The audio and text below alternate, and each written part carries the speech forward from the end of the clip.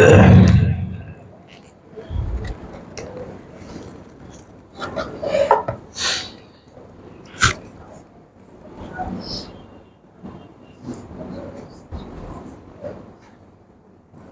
بالله من الشيطان الرجيم.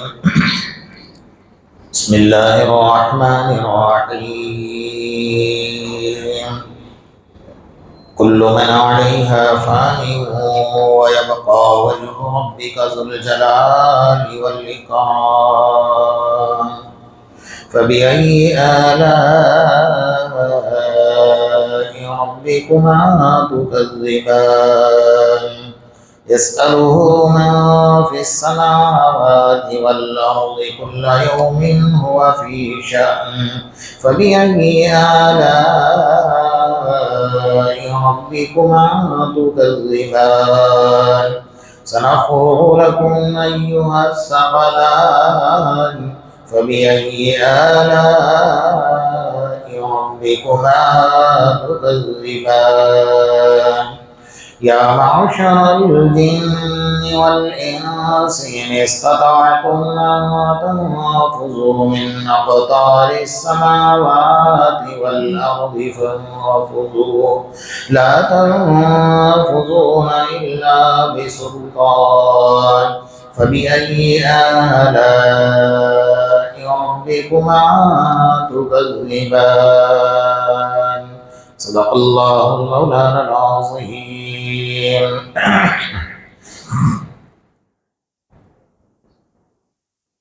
ابھی تک آپ حضرات کے سامنے سورہ رحمان کی 26ویں نمبر کی آیت پر بات چل رہی تھی. کل من علیہا فان. جتنی ضروری باتیں تھی کم و بیش آپ حضرات کے سامنے پورے طور پر سمجھانے کی کوشش کی گئی ہے. جو باتیں سامنے آ گئی اللہ تبارک و تعالیٰ اس پر ہم سب کو عمل کی توفیق عطا فرمائے. 27 نمبر کی آیت ہے وَيَبْقَى وَجْهُ رَبِّكَ ذُو الْجَلَالِ وَالْإِكْرَامِ. اور باقی رہنے والی اگر کوئی ذات ہے تو ذو الجلال والاکرام، یعنی جلال والا اور اکرام کرنے والا صرف اللہ اللہ اور اللہ ہے.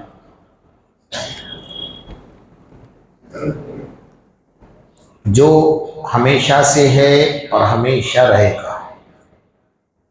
لم یلد ولم یولد ولم یکن لہ کفوا احد. نہ اس کو کس نے پیدا کیا ہے، نہ اس کے کوئی اولاد ہے، نہ اس کے برابر کوئی ہو سکتا ہے.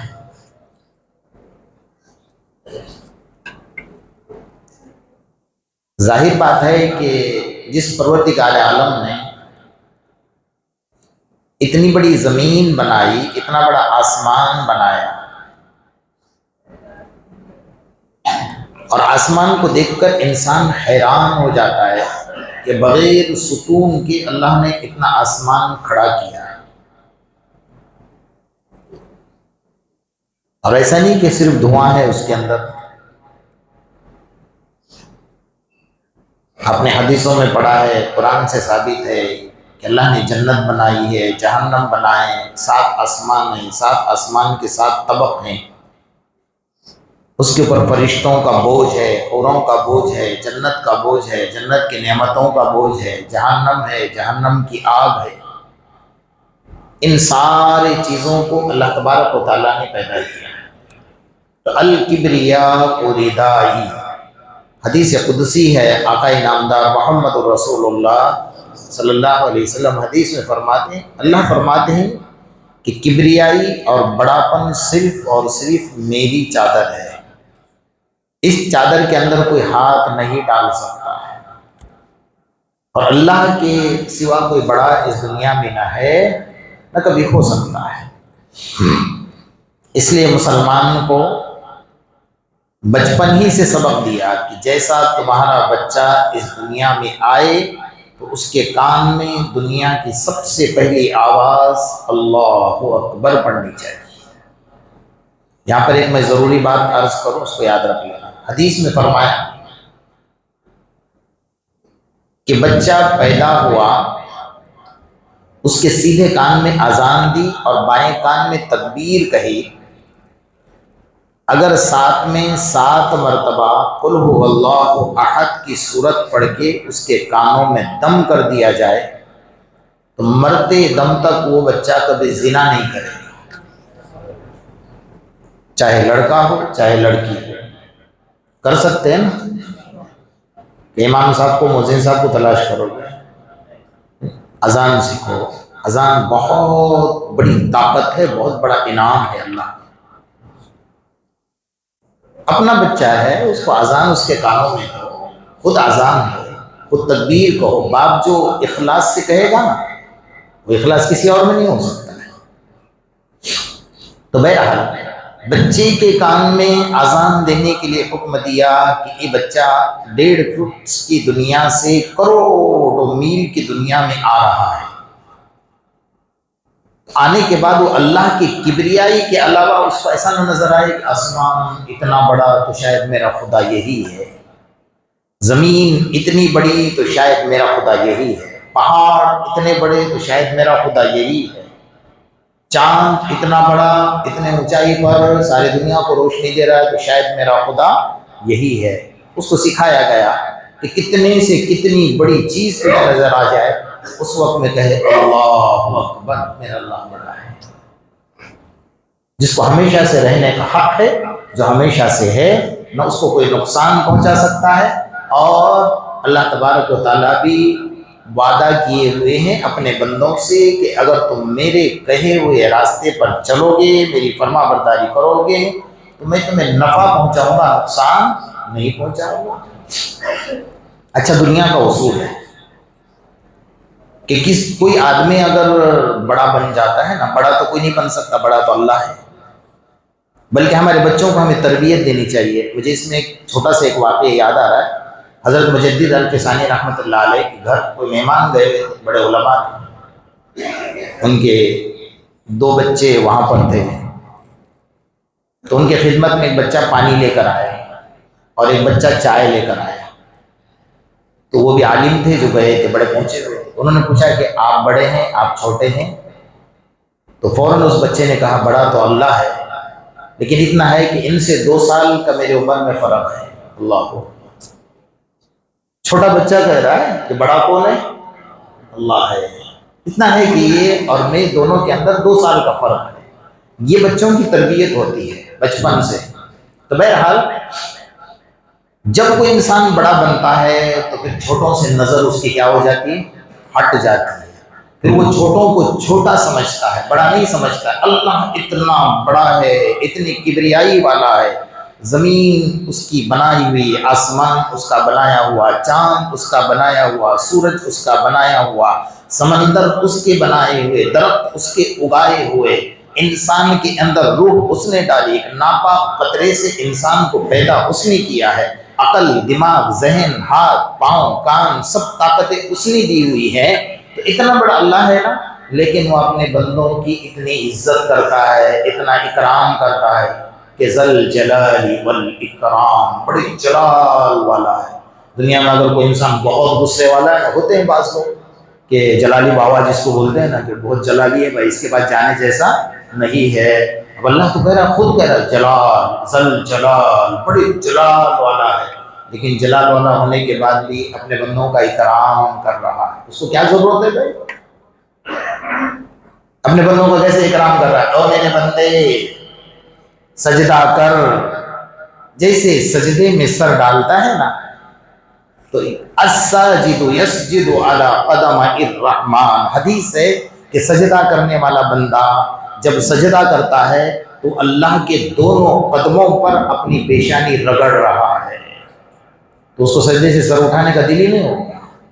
جب لذت ملے گی سجدے کی تو کیوں سر اٹھائے گا؟ اس کو تو لگے کہ اللہ کی پیشانی پر جھکاؤ، اللہ کے قدموں پر میری پیشانی جھکائے گا، تو میں کیوں اپنا سر اٹھاؤں گا بھائی؟ یہاں تو مزہ آ رہی ہے مجھے، اللہ کے قدموں پر میں نے اپنا سر ڈالا ہوا ہے۔ تو غیر سجدہ کرنے والوں کو اللہ فرماتے ہیں کہ میرے قدموں پر سجدہ کر رہا ہے، قرآن پڑھنے والا فرمایا مجھ سے بات چیت کر رہا ہے۔ قرآن پڑھنے والا کس سے بات کر رہا ہے؟ اللہ سے۔ بلکہ حدیث میں فرمایا کہ قرآن پڑھو نا تو قرآن کے آداب ہے پڑھنے کے، باوضو پڑھو، قبلہ رخ ہو کر بیٹھو، کچھ خوشبو لگاؤ، اور اس وقت دل میں یہ سوچو کہ میں اللہ سے بات چیت کر رہا ہوں۔ اس سے بڑھ کر اور کیا ہوگا بولے؟ اللہ سے بات چیت کر رہا ہوں۔ تو فرمایا قرآن پڑھ رہا ہے تو میں میرے بندے سے بات چیت کر رہا ہوں، سجدہ روزے رکھ رہا ہے۔ اللہ فرماتے کل قیامت کے میدان میں آ جا، میں اپنے ہاتھوں سے انعام، اتنا بڑا اللہ اپنے بندے کو اپنے سامنے بلا رہا ہے، میں ہاتھوں سے انعام دوں گا، اور تیرے لیے میں نے باب الریان تیار کیا ہے۔ جنت کے 8 دروازے تو الگ رہ گئے، لیکن تیرے لیے ایک اسپیشل دروازہ، VIP دروازہ تیار کیا ہوا ہے۔ آ جا، اس دروازے سے آنے والا سیدھا براہ راست اللہ کے پاس ہی جائے گا، کہیں اور جائے گا نہیں ہے۔ اتنا بڑا اللہ اپنے بندے کا جتنا اکرام کر رہا ہے، فرمایا تو میرے سامنے آنسو بہا رہا ہے، میں تیرا اتنا اکرام کر رہا ہوں نا کہ فرشتے تیرے سامنے کھڑے ہیں اور تیرے گناہگار آنسو لے کر آسمان کی طرف آ رہے ہیں، میں تیرا اتنا اکرام کر رہا ہوں۔ اتنا بڑا اللہ جب بندوں کا اکرام کر رہا ہے تو بندے کو کیا کرنا چاہیے؟ جنہوں نے سمجھ لیا کہ اللہ کی یہ عظمت ہے، اللہ کی یہ قدرت ہے، اللہ کی یہ طاقت ہے، وَنَحْنُ أَقْرَبُ إِلَيْهِ مِنْ حَبْلِ الْوَرِيدِ، میرا اللہ میرے شہرت سے زیادہ قریب بیٹھا ہوا ہے، اگر وہ دنیا کو تباہ اور برباد کرنا چاہے اس کے لیے 1 سیکنڈ بھی نہیں لگے گا۔ اتنا بڑا اللہ۔ یہ میرے آقا محمد الرسول اللہ صلی اللہ علیہ وسلم جب معراج میں گئے تو آخری فرشتے کو دیکھا آپ نے، عرش سے کچھ تھوڑا دور، وہ سجدے میں پڑا ہے اور اس کا بدن یوں کانپ رہا ہے، اسی طریقے سے جیسا کر رہا تھا نا۔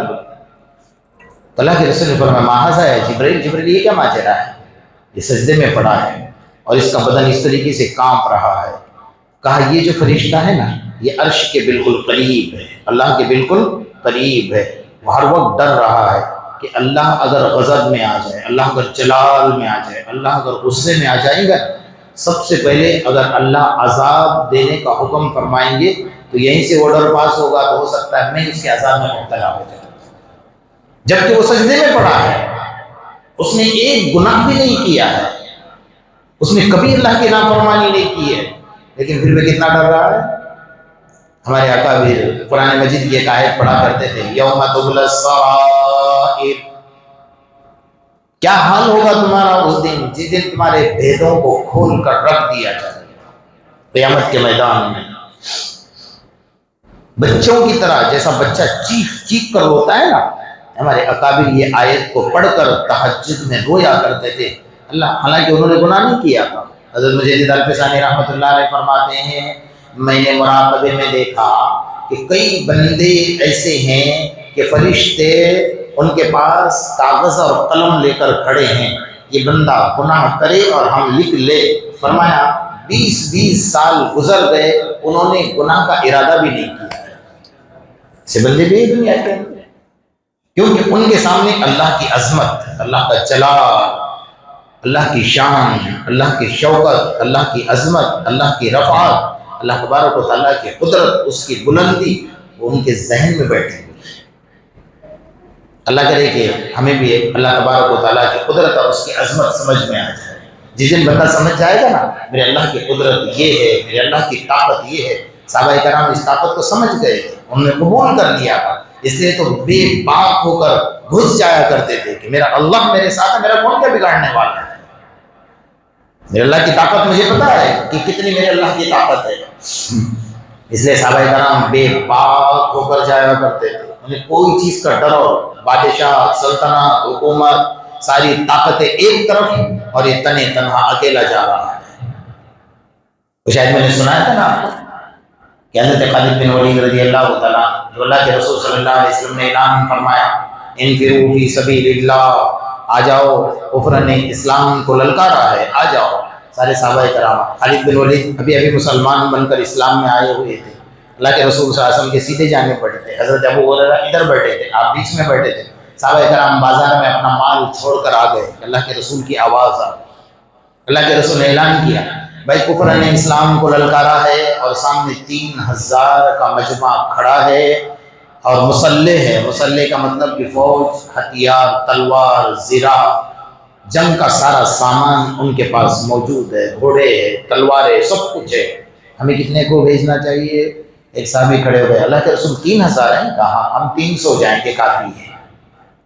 کیوں؟ ان کی نظر کس کی پر تھی؟ آگے۔ دوسرے صحابی کھڑے ہو گئے، اللہ کے رسول صلی اللہ علیہ وسلم 300 نہیں، ہم 100 جائیں گے۔ تیسرے صحابی کھڑے ہو گئے، اللہ کے رسول 100 کی ضرورت نہیں، ہم 10 جائیں گے۔ سامنے کتنے ہیں؟ سامنے کتنے مردے ہیں؟ بولو نا۔ پھر حضرت خالد بن ولید مسکرا رہے تھے بیٹھے بیٹھے، حضرت خالد بن ولید کھڑے ہو گئے اور کھڑے ہو کر کہا یا رسول اللہ، میں تجھے انتظار کر رہا ہوں، یا رسول اللہ صلی اللہ علیہ وسلم مجھے اجازت دے دیجیے، کوئی نہیں جائے گا، خالد بن ولید اکیلا جائے گا۔ حضرت ابو ہریرہ نے اس طریقے سے ان کا کپڑا پکڑا اور کھینچا اور کہا کہ تجھے پتا ہے آگے کتنے لوگ کھڑے ہیں؟ حضرت ابو ہریرہ تو بچے تھے نا، انہیں ایسا لگ رہا تھا کہ ان کے باتوں سے مجھے تکبر کی بو آ رہی ہے، اپنے آپ کو بڑا سمجھ رہے، تو کہا کہ وہاں 3000 ہے تو اکیلا جائے گا؟ تو حضرت خالد بن ولید نے ان کے سر پہ ہاتھ رکھا، بچہ تیرے اور میرے درمیان میں میرے آقا محمد رسول اللہ صلی اللہ علیہ وسلم تشریف فرمائے، کیا تو نے نہیں سنا آقا کی زبان سے جس کے دل میں ایمان ہوتا ہے وہ زندہ دل ہوتا ہے، اور جس کے پاس ایمان نہیں ہوتا وہ مردہ ہوتا ہے۔ اگر 3000 لاشیں میرے سامنے پڑی ہو نا، میرا کوئی نہیں بگاڑ سکتا ہے۔ ایسا نہیں کہ بول کر بیٹھ گئے، نکل گئے، اللہ کے رسول سے دعا لی، اللہ کے رسول دعا فرمائے میں جا رہا ہوں۔ اب یہ بات چیت چل رہی تھی، کوئی منافق بیٹھا ہوا تھا اندر، وہ فوراً تیز تفلا، جیسا حضرت خالد بن ولید کھڑے ہو گئے نا تو اس کی بھی اجازت ڈیلی تو ہو گئی کہ خالد بن ولید ہیں، تو فوراً وہ نکل گیا دھیرے سے اور تیز رفتار گھوڑا لے کر پہنچ گیا وہاں پر۔ کہا بھائی خالد بن ولید آ رہے ہیں۔ انہوں نے پوچھا نہیں کہ ان کے ساتھ کتنے کا مجمع آ رہا ہے، کتنے لوگ آنے والے ہیں؟ کہا کون آ رہا ہے؟ کہا خالد بن ولید آ رہے ہیں۔ قسم خدا کی خالد بن ولید تو یہاں سے نکل گئے اللہ کے رسول کی دعا لے کر، لیکن وہاں پہنچنے سے پہلے سارا میدان خالی ہو گیا، سارا میدان خالی ہو گیا۔ خالد بن ولید سے تو بھاگ گئے۔ ایسا ہی نہیں فرمایا تھا سیوف من سیف اللہ، خالد بن ولید جن اللہ کے تلواروں میں سے تلوار ہے۔ اللہ کے رسول یوں نہیں فرمایا، ان کے پاس وہ ایمان کی طاقت تھی۔ ہمارا ایمان اذان ہوتی ہے ہمیں کوئی قدر نہیں کہ اللہ اکبر اللہ اکبر، اللہ بلا رہا ہے، اتنا بڑا اللہ۔ مؤذن پر غور مت کرو، مؤذن تو ایک ذریعہ ہے، لیکن تمہیں بلا کون رہا ہے؟ اللہ۔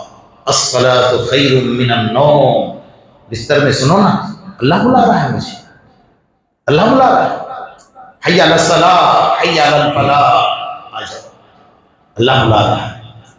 کون بندہ ایسا ہوگا بھی اللہ کی عظمت کو سمجھے گا اور اللہ کی دعوت کو قبول نہ کرے گا؟ کوئی ایسا ہو سکتا ہے دنیا میں؟ اس سے بڑا بدقسمت کون ہو سکتا ہے کہ اللہ کی دعوت پر وہ نہ آئے مسجد کے اندر؟ اس لیے وَيَبْقَى وَجْهُ رَبِّكَ ذُو الْجَلَالِ وَالْإِكْرَامِ، میرا خدا بڑا عظمت والا ہے، اس کی عظمت کو سمجھو۔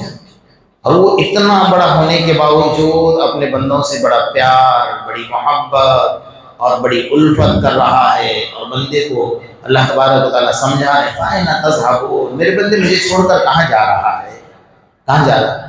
جبکہ بڑے لوگ چھوڑے گئے، جانا ہے تو جانے دے اس کو، میرا کیا بگڑنے والا، اس کا بگڑے گا، یوں ہی کہے گا نا۔ اللہ کہتا ہے میرے بندے کہاں جا رہا ہے؟ یا ایھا الانسان ما غرک بربک الکریم، اے میرے بندے تو مجھے چھوڑ کر کہاں جا رہا ہے، کیوں غرق ہو گیا، کیوں تباہ ہو گیا، کیوں گمراہ ہو گیا؟ اور میں تو رب کریم ہوں۔ یہاں پر جو ذل جلال والاکرام کا جملہ استعمال کیا نا، حدیث میں فرمایا، حضرت عامر بن ربیعہ رضی اللہ تعالیٰ حدیث میں فرماتے ہیں، آقا انعامدار محمد رسول اللہ صلی اللہ علیہ وسلم نے فرمایا الذ بیا ذل جلال والاکرام، اپنی دعاؤں میں ذل جلال والاکرام، یا ذل جلال والاکرام کہا کرو، یقیناً اس لفظ کی وجہ سے اللہ آپ کی دعا کو سن لے گا۔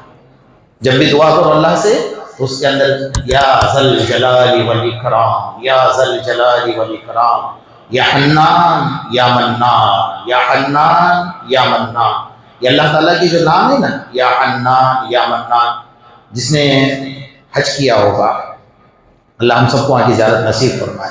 کعبۃ اللہ کے اوپر جو پردہ لگا ہے نا، وہ پردے کے اوپر جو سونے کے روپ سے لکھے ہوئے ہیں نا، سونے کے پانی سے، یہی اللہ کے نام لکھے، یا حنان یا منان یا حنان یا منان لکھے ہوئے۔ تو اللہ کے کچھ نام ایسے ہیں کہ وہ پڑھنے کے بعد اللہ تبارک و تعالیٰ ان کی دعاؤں کو رد نہیں فرماتا، اللہ تعالیٰ ان کی دعاؤں کو سن لیتا ہے۔ اللہ تبارک و تعالیٰ اس کی عظمت کو ہمیں ذہن میں بٹھانے کی توفیق عطا فرمائے اور اس پر عمل کی توفیق نصیب فرمائے۔